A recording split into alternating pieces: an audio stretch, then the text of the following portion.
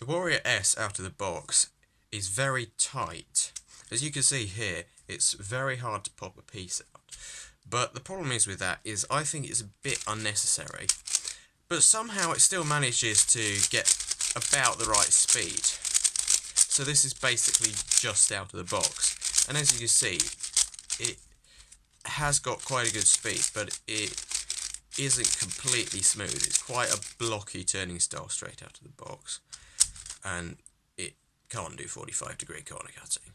But that's understandable considering that it's really tight out of the box. I think they've done that deliberately because, I mean, you can't pop it. So if a beginner gets hold of this cube, they're not going to have a problem with pops. But I would certainly, if I had to use this, loosen the tensions of it. So after breaking, this isn't set up at all, I don't think. It becomes faster. And I guess slowly it loosens a bit, but it's still pretty tight. Still certainly can't pop a piece out. But it's a nice cube. Especially considering its low price.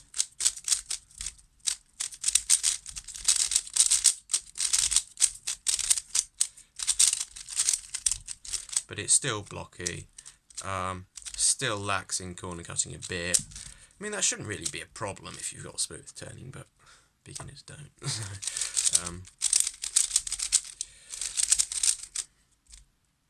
But yeah, definitely reasonable cube.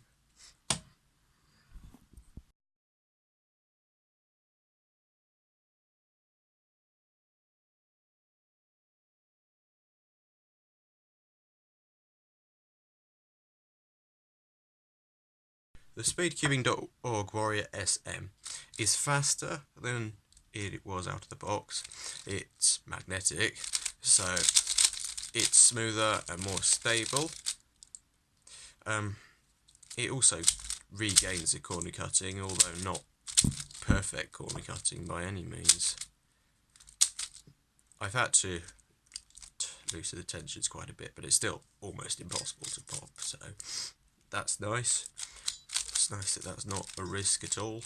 The main problem with it is that it's got a logo on it, and you can't peel that logo off, so you can't use this cube for multiplying anymore, which is rather sad, because you would have thought that they would think about that maybe people might be buying a load of them for multiplying, so don't put a logo on it, but no, they don't do it. It's got a logo on it, you can't peel the logo off, but it's still a nice cube.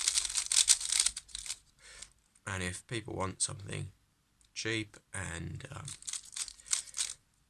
low risk,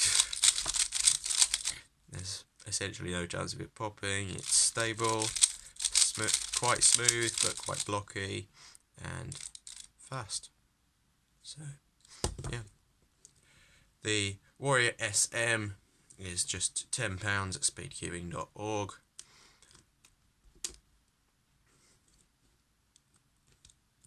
And you can see the info bit there.